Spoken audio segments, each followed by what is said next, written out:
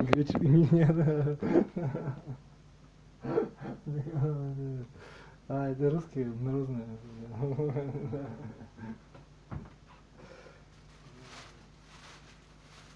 Кишнило, ну да.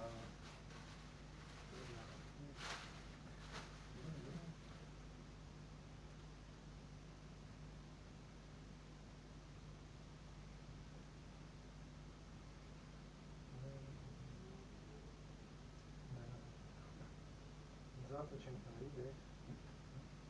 Нет? Ну что и как-то.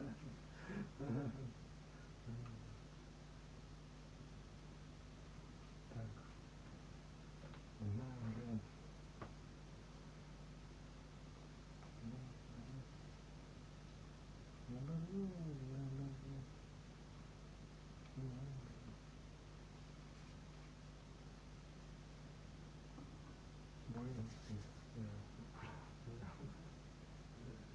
Ну, по дороге.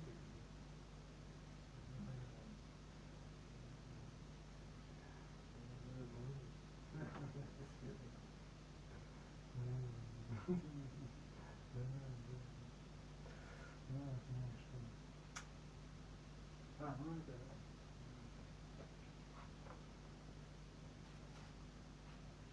Силикатор. Рычаг силикатор.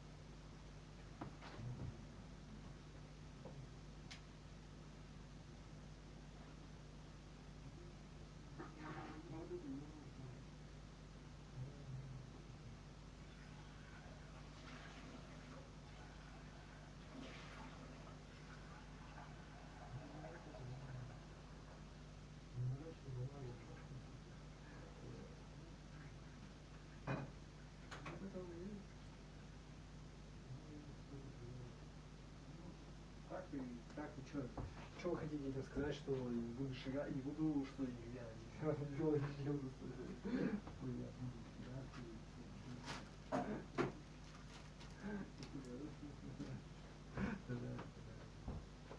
А я у меня уже не надо.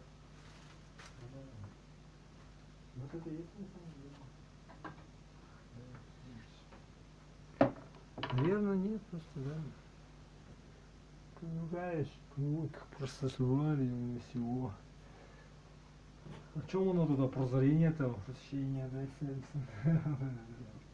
Подожди, а это... Подожди, были круглые, значит. Видишь, это нетрудно делать.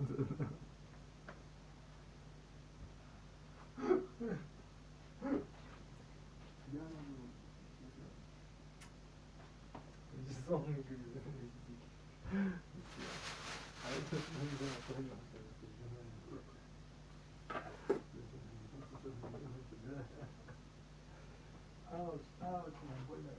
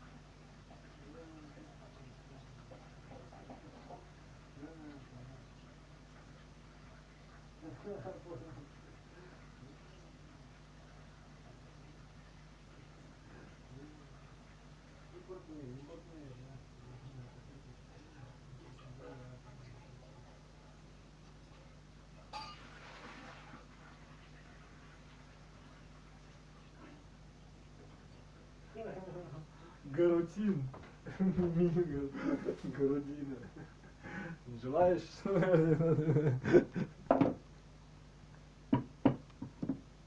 Нет, нет, все нормально. Вот здесь.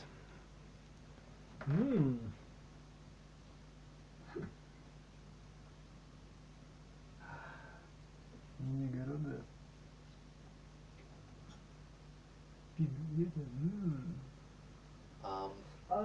This note right here is the C, and it's also the middle C. And why is that? Because it's basically in the middle of the piano. We have a couple of C's because we have multiple boxes right here, and all of these notes are reoccurring.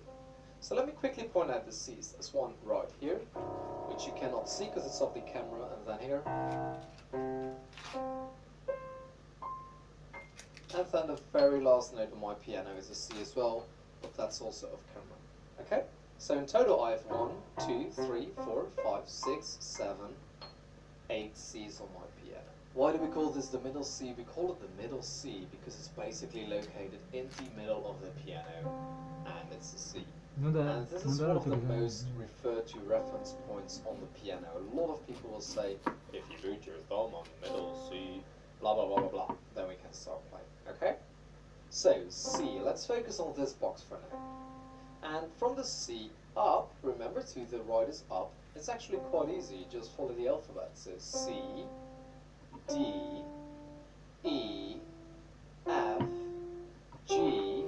Now remember there's no H, no J, no K, no I. So this one is going to be A again, and then B. Okay, so C, D, E, F, G, A, B, and then we would start in the next box, C.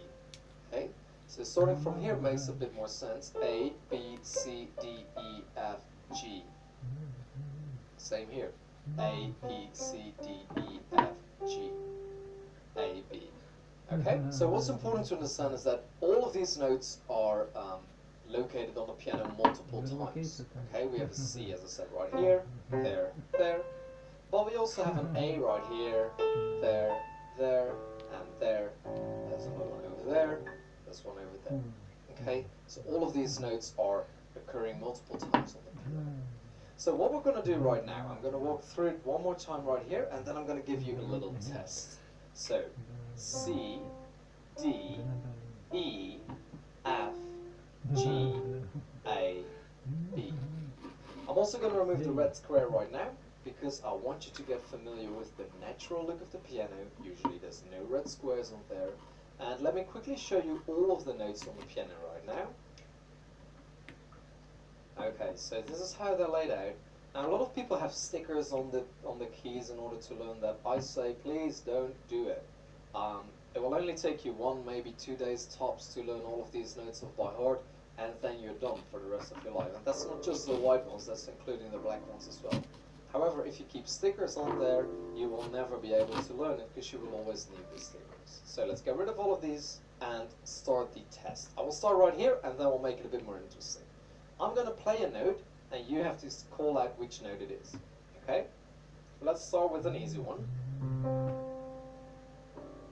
Yes, indeed, it's the C. Okay? Let's do another one. This is also a C. Maybe this one right here. It's a D. E. G. A. A B. Now let's make it a little bit more tricky. Okay, this is an A. A D, an E, a C, F, G, B, E. Okay, I think you're starting to get the hang of it. So what you can actually do is play some random notes. Just close your eyes and drop your fingers somewhere and then try and figure out which note that is. Now we're going to do it in reverse. I'm going to call out the note and I'm going to pull up this red box again because we're just going to keep it into this section right here. I'm going to call out a note and I want you to play that note. So please start off with an easy one, which is this. If you play that one, you're right. How about the G? D, A, the B. Very well. Where is the B? Can you show me an F? Okay, just like that. So I think you're starting to get the hang of it. Let me do a couple more over the piano, like 5 more, and then we'll get into the next lesson. So what is this note? It's an A. E, G, D. Ooh, what about that one? It's black, so you probably don't know which note this is yet because I haven't told you yet. But I am going to tell you that in the next lesson. In the next lesson, we're going to cover all of the black notes and I will teach you all of the names of the black notes. So make sure to watch that. Hi guys, welcome to the 3rd lesson in this piano music theory course. Now, lesson 1 is not required in order to watch this lesson, but lesson 2 is. So if you haven't seen lesson 2, make sure to go back, watch that first, practice all of the white notes, and basically it would be really helpful if you actually know all of the names of the white notes already before we're getting into the black note names. Imagine for just a second what it would be like if you could hear any worship song and instantly know how to play it. Now, before you click away and just say that's impossible, let me tell you, I've been able to do that exact skill for more than 20 years now, and I want to teach you how I do it. It's not some musical superpower. I'm not like a musical genius. What I did is I created a step-by-step process that shows you exactly what I'm doing to be able to hear a song and know how to play it. It's called musical deduction. And the idea is similar to what Sherlock Holmes would do by observing a situation and making very quick decisions about what he sees.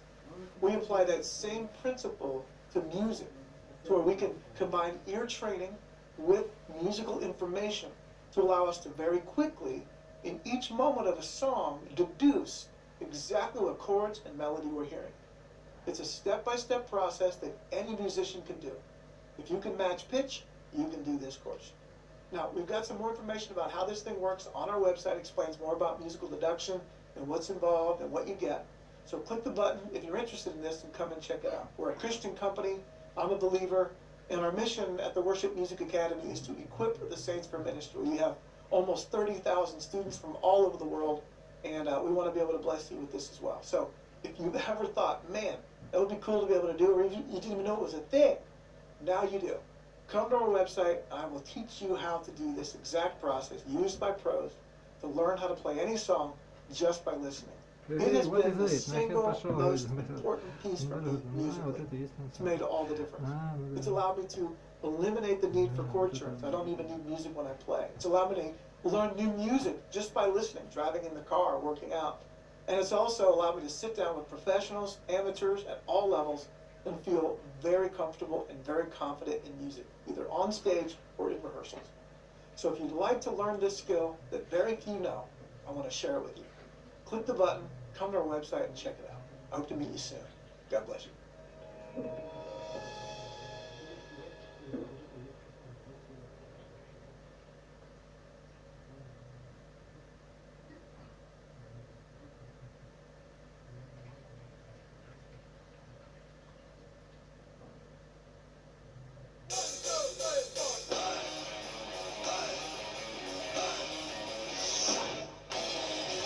Metallica's that family I never had or always wanted that I found in a band. Honor to the year goes to Metallica! We all know each other, and we continue after 40 years to learn more about each other. We're going to talk about how we write songs how to get the best out of everyone without dominating. We're going to break down some of the most classic Metallica songs. And we're going to give you a badass performance. As far as lyrics go, I will have spaces where I need a vocal, and then I'll search through some of my one-liners and go, oh, rhythmically that fits. So I'll plug that in and start building around that. When you're in a band, communication is key. If you have a problem, talk about it with a level head. A mantra for us is whatever's best for the project. That helps to quell the ego. In the early days, there was so much just... There's been times where it's been fractured and it looks like we were on the verge of breaking up. 30 years ago, we'd come off stage and we'd go, you fucked that up and you fucked that up. Nowadays, we'd go, ha ha ha, that was really funny, that was a crazy variation. At the end of the day, it's a fucking rock and roll song. When you're in a band, the commitment is to music, but after a while you realize it's a real commitment to each other. That's what being in a band is all about. Coming together to create great things. If there's anything in what we're about to share that in any way inspires you, influences you, makes you want to jump into any creative endeavor, particularly music, then we've done our job. I'm James Hetfield. I'm Robert Trujillo. I'm Kirk Hammett. I'm Lars Ulrich. We are Metallica, and this is Masterclass.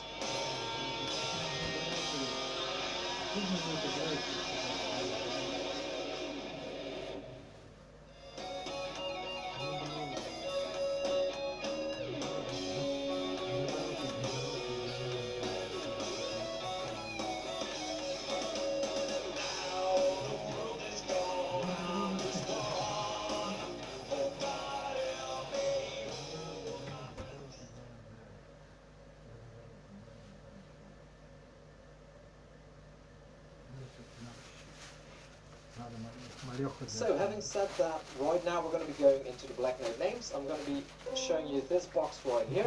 I'm not putting it up in red again because I want you to start being familiar with this. Okay, so C, D, E, F, G, A, and B. These notes right here, we're going to be talking about the black notes in this little box. So the first thing you need to know about black notes is that black notes don't carry their own name. They're always being referred to as being next to a note, okay?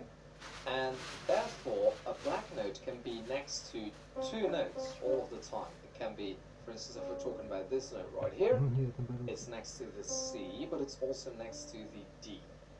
Okay, makes sense, right? Because it's in the middle. Same for this note. It can be next to the D, but it is also next to the E. This note right here is in between the F and G. This one is between G and A, and this one is between A and B. Okay? So again, it doesn't carry its own name. It's being referred to as either on the right of blah blah blah blah blah, or on the left of blah blah blah blah blah. So let's have a look at this note right here. So I have to refer to this note as being on the right of the C, or on the left of the D. Okay? And it's basically carrying two names. Right of C, left of D. Makes sense? Now obviously that is a long name. So instead of saying this note is located on the right side of the C, we simply say sharp.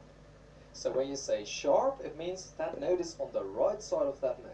So this is C, and this is C sharp. Makes sense, right? C, C sharp. D, D sharp. F, F sharp.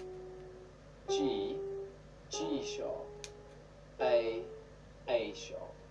Okay? You can also navigate from the note itself, so C. If you move to the right from C, you get sharp, so C sharp, D sharp, F sharp, G sharp, and A sharp. Okay? So C sharp, D sharp, F sharp, G sharp, and A sharp. You will probably notice that there's no E sharp and no B sharp because there's not a black note on the right. At least there's no black note with that name, as we'll see in the next lesson. You can also, as I said, refer to the note which is on the right of the note, but then you're basically going down. Remember, up the piano is to the right, down the piano is to the left. So if we go up from C to C sharp, it's called a sharp because we're going up, we're going to the right. If we're going down, we call it a flat. So C, well, there's no black note right here, so let's start on the D. D flat to the left will be this note. E flat to the left will be this note. G flat to the left will be this note. A flat, so going to the left, this note right here, and B flat. Okay, so D flat, E flat, G flat, A flat, B flat. Why? Because the black note doesn't carry its own name. It's always being referred to. It's on the right of the C or it's on the left of the D. Cool? So we have sharps and flats, and it's all the same notes. C sharp, D sharp, F sharp, G sharp, A sharp, or D flat, E flat, G flat, A flat, B flat. So this note is being called C sharp or D flat, D sharp or E flat, F sharp or G flat, G sharp or A flat, A sharp or B flat. So let's start with the sharps first. I'm going to play the black notes and I want you to call out the sharp name for it. Okay, so let's start with an easy one right here. Yes, it's C sharp. Now this one, it's also C sharp.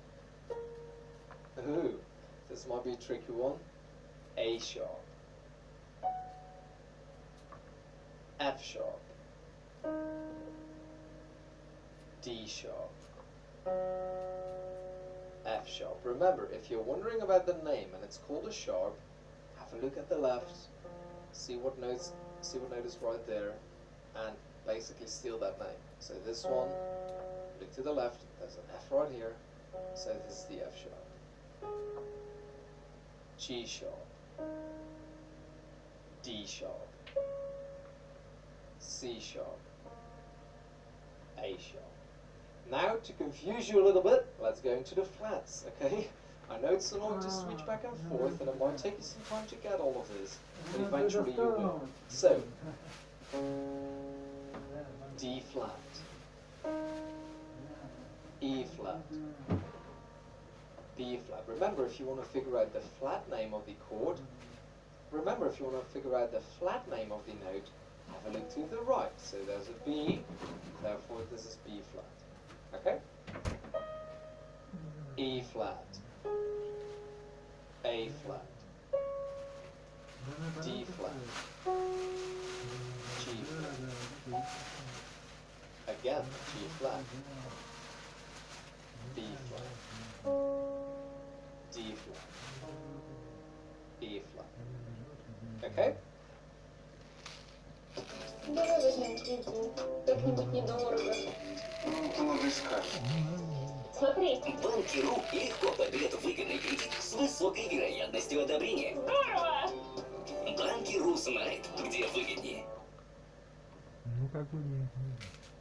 So right now I want you to focus again on this little section right here. We're just going to have these 5 notes, but now I'm going to be calling out sharps and flats at the same time in order to get you used to this. So try and get as many as you can. I'm going to call them out and then I'm going to show them. And I'm going to start with the F sharp. Please play the F sharp in this segment right here. It's that one. Okay, could you play me a D flat?